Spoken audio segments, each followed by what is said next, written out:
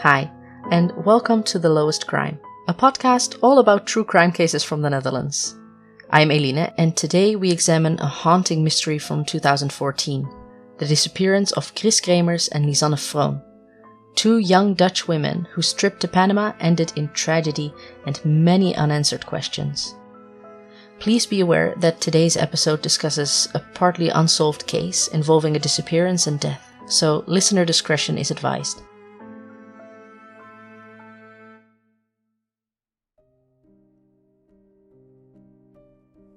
Kris Kremers and Lisanne Froon were two close friends from Amersfoort, the Netherlands, both in their early 20s. Kris had just completed a degree in cultural social education with a focus on art, while Lisanne had graduated in applied psychology. Kris, aged 21 at the time, was described by family and friends as lively and enthusiastic, often bringing energy and encouragement to the people around her.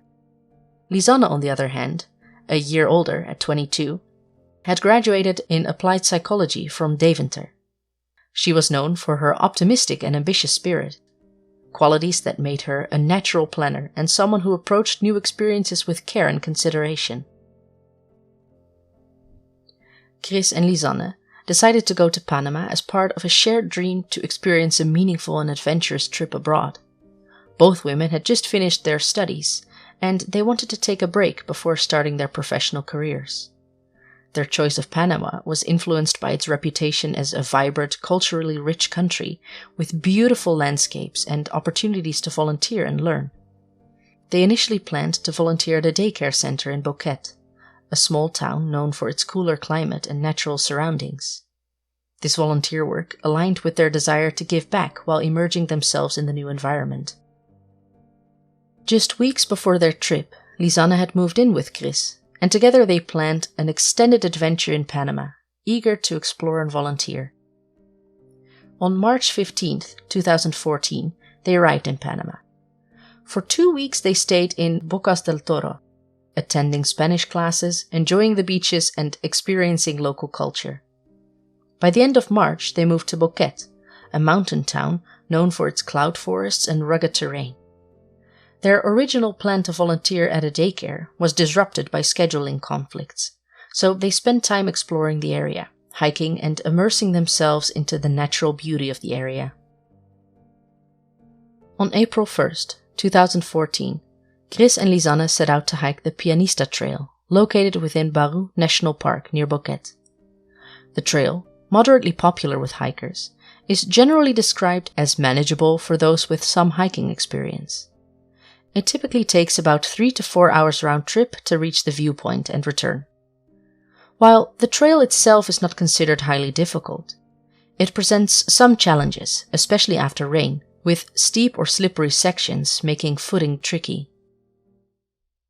Additionally, the trail passes through a cloud forest environment known for heavy mist, sudden rain showers, and dense vegetation. These conditions can create risks for hikers unfamiliar with the terrain. Though the trail to the viewpoint is relatively straightforward, it becomes significantly more challenging if one ventures beyond that point, where signage is sparse and the jungle becomes harder to navigate. So Kris and Lisanne were ready to start their adventure. Witnesses recalled seeing the two women at the trailhead.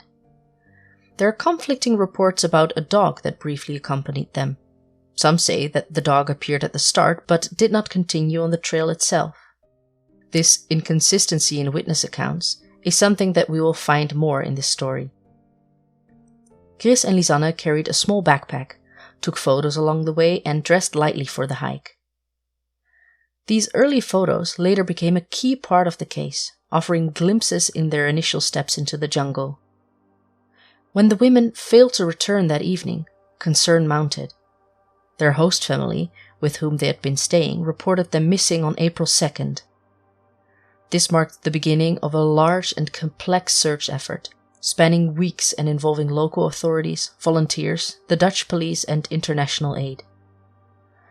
The search was hampered by the remote and unforgiving terrain. The Panamanian Rescue Brigade, Sinoproc, led official efforts, but dense jungle, steep ridges and sudden storms made the search dangerous and difficult. Local indigenous guides joined the search teams, sharing their intimate knowledge of the area's geography and wildlife, vital expertise given the trial's challenges. As days passed, the families back in the Netherlands became deeply involved. Both Kris's and Lisanne's relatives flew to Panama to support the search and maintain contact with officials. They founded the organization Vind Kris en Lisanne, Find Kris and Lisanne, to raise awareness, coordinate volunteers and offer a reward for information. The families were vocal advocates, appealing publicly for help and urging authorities to intensify their efforts even after official searches slowed. The environmental dangers in Barú National Park cannot be overstated. The region is home to dense tropical forest with thick underbrush and slippery volcanic soil. Sudden rainfalls and frequent fog reduce visibility, while steep ravines create deadly hazards. Even the most experienced hikers warned that the Pianista Trail should not be attempted without local guides. Wildlife adds another layer of risk. The jungle shelters snakes, insects, and predators that harm or disorient travelers. Moreover, in the heat and humidity, dehydration and exhaustion can set in quickly, especially without proper equipment. The remote location meant communication was limited. The mobile phones Kris and Lisanne carried showed unsuccessful attempts to call emergency services in the days after their disappearance, hampered by weak or absent signal coverage in the mountains. Despite the immense challenges, the search for Kris and Lisanne pressed on. For nearly 2 weeks, teams combed through the dense forest and rugged terrain, following any possible clue. Yet, the jungle swallowed their tracks. No sign of the women surfaced. Panamanian authorities coordinated with Dutch investigators who arrived on the ground to aid the effort. As official search operations began to scale back around mid-April, the families refused to give up. Their foundation, Vind Kris en Lisanne, amplified the call for public help, increasing the reward money and organizing additional search parties, including bringing in trained search dogs from the Netherlands. In late May, Dutch search and rescue dogs arrived in Boquete to aid in the hunt, though despite their efforts no scent or trace was found. The dense canopy and unpredictable weather continued to thwart these attempts. A critical breakthrough came more than 2 months later. On June 14th, a local woman discovered a blue backpack on the banks of the Rio Culebra, about an 8-hour walk from Boquete.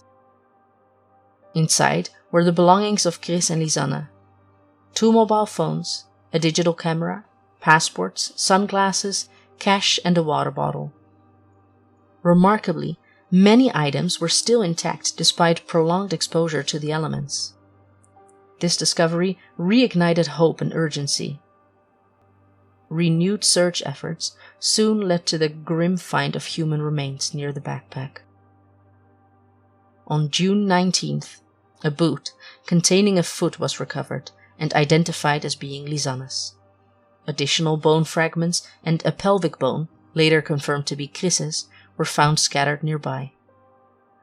The condition of the bones perplexed investigators. Some appeared unusually bleached, as if exposed to sunlight or chemicals, a detail raising questions about what might have happened after the women's deaths. The clean breaks and missing tissue on some bones suggested possible movement or tampering, though no conclusive explanation has emerged.